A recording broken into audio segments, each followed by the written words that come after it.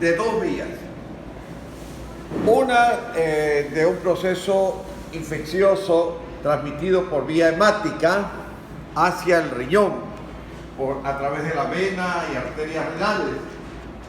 Y otro que se da a través de la vía por reflujo vésico-ureteral. Lo cual, el segundo, el reflujo vésico-ureteral, es el más frecuente de todos. ¿En qué pacientes? Pues en pacientes que tienen normalmente una infección por una cistitis, es decir, una inflamación de la vejiga. ¿Y en qué pacientes se da frecuentemente una inflamación de la vejiga, una cistitis? En pacientes que tienen, en varones, hiperplasia prostática o carcinoma de próstata, o una lesión tumoral a nivel de uretra o a nivel de la vejiga, un papiloma, un carcinoma urotelial. Ahora, y en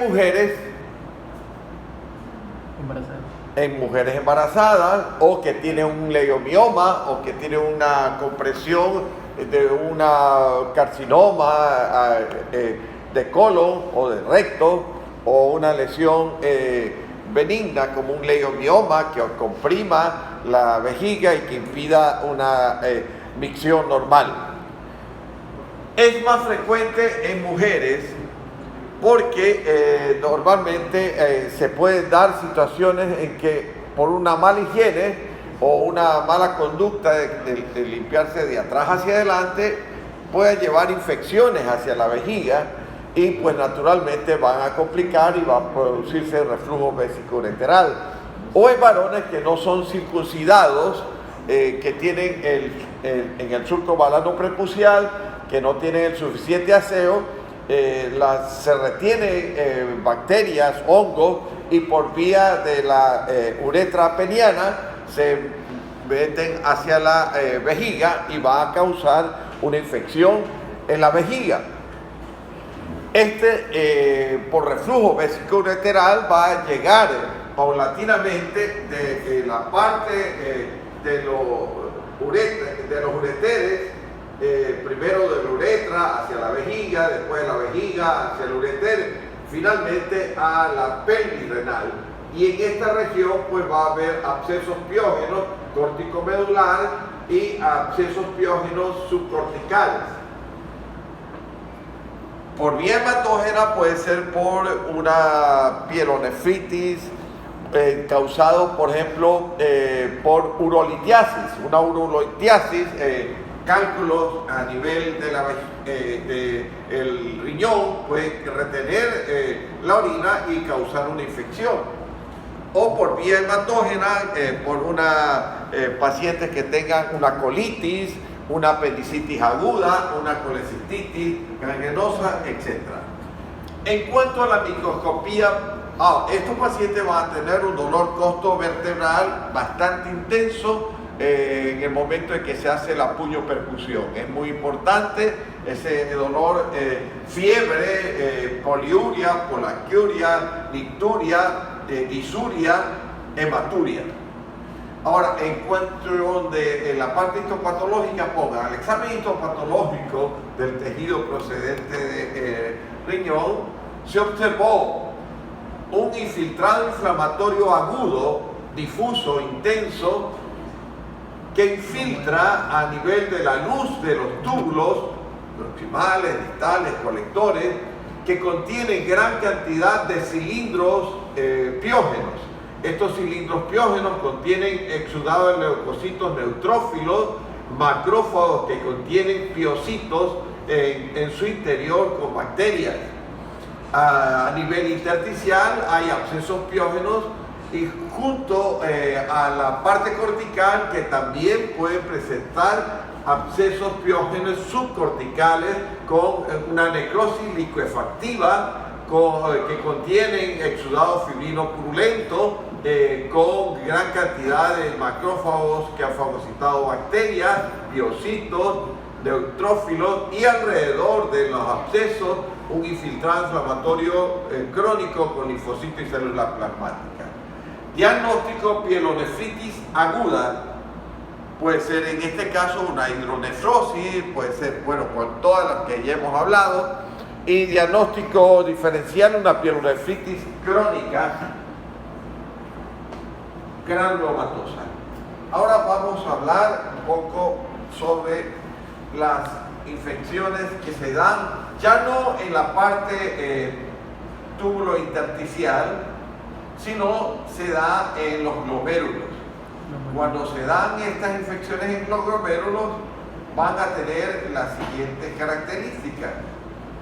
Naturalmente, ya su compañero explicó exhaustivamente muchas de esas lesiones.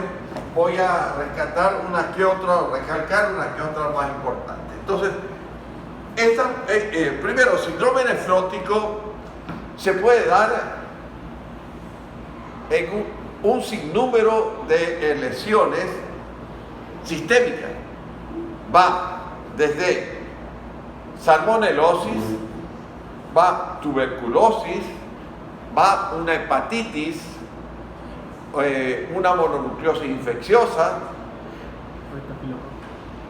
va paludismo, va por una infección de tipo autoinmune, una lesión de tipo autoinmune, como puede ser lupus, como puede ser amiloidosis,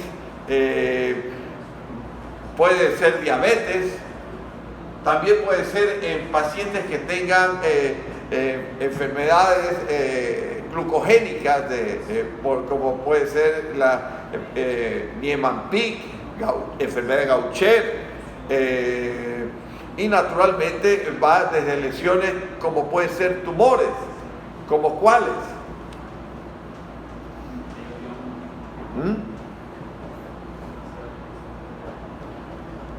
¿Como cuáles?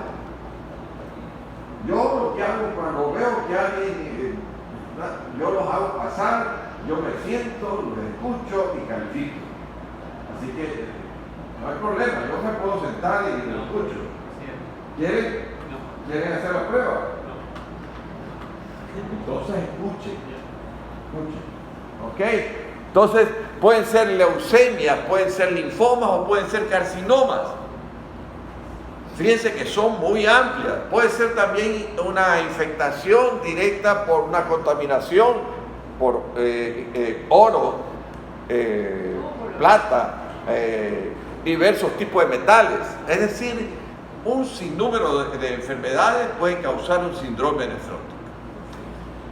Ahora, ¿cómo es un síndrome? Un conjunto de signos y síntomas. Entonces vamos a tener qué es lo que tiene. Estos pacientes tienen que tener en la parte como glomerulonefritis primaria o también secundaria, proteinuria masiva con pérdida diaria de 3.5 gramos o más de proteína.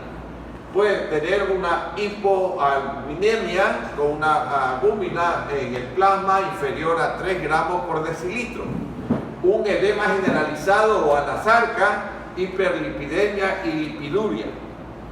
Estos pacientes van a tener una retención de sodio y agua que va a causar pues naturalmente edema y anasarca y una lipoproteinemia en la cual van a tener gran cantidad de lípidos como puede estar aumentado el colesterol, triglicéridos, apoproteínas y lipoproteínas. Y estos pacientes dentro de este cuadro clínico tenemos que ir nosotros conociendo que la parte renal está formada por un incremento o depósitos de inmunocomplejo y complementos que está dado por una reacción antígeno-anticuerpo debido a todo lo que hemos manifestado, porque todos son antígenos y la reacción del cuerpo es crear esos anticuerpos y esos anticuerpos pueden estar depositados en la cápsula de Bowman, en la parte epitelial parietal, pero también puede estar en la parte epitelial visceral, como pueden ser las células que abrazan, que son los pericitos y podocitos, a los capilares. Puede estar depósitos a nivel de la membrana basal, puede estar depósitos a nivel de las células endoteliales, puede haber incremento de las células mesangiales con depósitos en ellas, y mientras más depósitos y mientras más incremento de las células, el pronóstico es malo. Mientras más incremento quiere decir que paulatinamente van a ocluir el capilar de los glomérulos y no va a filtrarse. Y mientras más sea el número de lesiones de ese tipo, pues naturalmente el pronóstico va a llegar a una insuficiencia renal. ¿Ok? Bien. Está claro hasta ahí, ¿no? Entonces vamos a poner un ejemplo que lo tenemos aquí. Entre lo que ustedes vieron y tomaron en el microscopio. ¿Qué tenemos aquí? La siguiente característica. Pongan microscopía. Lo que vamos a ver es esto, porque esto es lo que ven en microscopía de luz. Esto, lo que tú mencionaste, es microscopía electrónica. Yo lo hice por cerca de 10 años y naturalmente eso lo interpretaba a diario. Pero lo que a nosotros nos interesa es esto. Entonces vamos a hacer la siguiente descripción. Pongan microscopía. Al examen histopatológico de la lesión procedente del tejido renal, se observó a nivel de los glomérulos una lobularidad con mayor incremento de la matriz mesangial con las células mesangiales, notándose depósitos de inmunocomplejo y inmunoglobulina M, inmunoglobulina G, C3, C4 en los complementos. Además se observa un engrosamiento difuso de la membrana basal y la presencia de leucocitos polimorfos nucleares neutrófilos. Esto corresponde a una glomerulonefritis membranoproliferativa. Amén de que sea por lupus, amén de que sea por estreptococo hemolítico, ya eso va a la parte clínica. La interpretativa es la que ustedes están viendo ahí. Y ya les digo, el pronóstico depende del tipo de avance de la lesión que tengan. La parte clínica, ustedes tienen, si es, por ejemplo, una infección por lupus, ¿qué es lo que tienen que mandar a hacer? ANA, que es anticuerpos antinucleares, ¿no? Antimitocondriales. Si es una diabetes, si es un insulino dependiente y naturalmente la cantidad de lípidos y así sucesivamente. No vamos a hablar porque ya hemos ido hablando de diabetes, ya hemos ido hablando paulatinamente también de lupus. ¿Ok? Diagnóstico diferencial, pongan una glomerulosclerosis focal y cementaria. Pueden también poner una glomerulonefritis membranoproliferativa, en este caso glomerulonefritis mesangioproliferativa, glomerulosclerosis focal y cementaria, cualquiera de ellas. ¿Ok?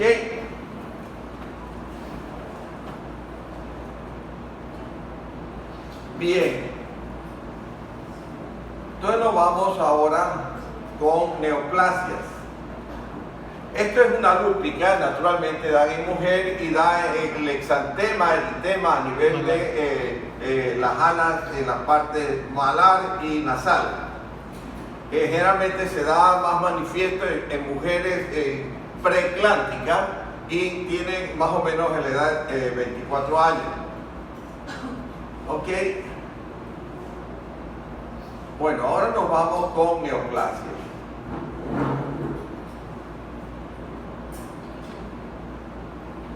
Esto es amiloidosis, naturalmente ustedes tienen que buscar en microscopía electrónica la parte de los lupus. Pero vamos a hablar de neoplasia porque el tiempo se nos viene encima y vamos a hablar de la primera tipo de neoplasia, que es este tumor tiene como antecedentes el tabaquismo también, pero se le da también en síndromes que se da en la enfermedad de von Hippel-Lindau. El tabaquismo y lesiones concomitantes, como pueden ser las lesiones que presentan por infecciones a repetición y cálculos a nivel renal, ¿no? Cálculos a nivel renal. Y ¿qué vamos a ver? Una masa tumoral circunscrita que generalmente está en el polo superior del riñón, que paulatinamente van infiltrando de manera expansiva y que tiene como una pseudocápsula que lo delimita. Esta masa tumoral va tomando paulatinamente primero la parte cortical, después la parte medular y la parte córtico-medular, y puede ir infiltrando hasta llegar a las venas y arterias renales, en la pelvis renal y en la parte del lóbulo inferior. En cuanto a la microscopía, pongan al examen histopatológico de la lesión procedente de tumor renal, se observó que está constituido por una infiltración difusa de masas de células epiteliales que corresponden a células poliédricas y poligonales de citoplasma claro, vaculado, que contienen gran cantidad de glucógeno y lípidos. En su interior se observan núcleos excéntricos con cromatina granular irregularmente distribuida, núcleos prominentes, ciertos de ellos células gigantes de tipo anaplásicas. Las masas de células tumorales están dispuestas en formaciones infiltrante difusa, es decir, en manto. También están dispuestas en forma trabeculada. Otras están dispuestas en formas papilares, como la vamos a observar acá, proyecciones papilares. Otras están dispuestas en formaciones glanduliformes. ¿Ok? Pero también vamos a observar otro tipo de células, que son las células cromófobas. Las células cromófobas son células poligonales poliédricas epiteliales que contienen gran cantidad de gránulos de secreción eosinofílicas en su interior, y núcleos hipertróficos, núcleos prominentes, y mitosis atípicas y frecuentes. Diagnóstico tiene 4 nombres, cualquiera de ellos puede ser utilizado: carcinoma de células claras renales, hipernefroma, adenocarcinoma renal o tumor de Graves. Cualquier de ellos está correcto. El diagnóstico diferencial puede poner un oncocitoma. ¿Ok? Estas son tinciones inmunohistoquímicas que ustedes pueden usar citoqueratina, que puede ser EMA o puede ser CAN 5.2. Este es otro tipo de tumor renal, y esto corresponde a tumor, pero ahora que se da exclusivamente en niños. Esta es una mutación a nivel del cromosoma 11, el brazo corto 14. ¿Y qué es lo que se da en esto? Un gen supresor, mutación, que es el TW1 y el TW2. El TW1 es el más frecuente. ¿Y qué significa el TW? Busca y así te puedo justificar para que no te tranques, Esta lesión tumoral da en pacientes más o menos que están comprendidos entre 3 y 5 años, y puede dar en pacientes que van desde 3 a 15 años. Estos tumores son tumores de tipo blastemal, es decir, hay una mutación embrionaria y va a ponerse de manifiesto con una invasión masiva. Pero el pronóstico, ¿qué podríamos decir del pronóstico? ¿Qué pasa si, por ejemplo, tiene un tumor infiltrante masivo que da metástasis a pulmón, a cerebro, a hígado? ¿Qué puede suceder? Ustedes dos, ¿qué puede suceder? ¿Tiene buen pronóstico o mal pronóstico? Afortunadamente, hoy por hoy, estos tumores aún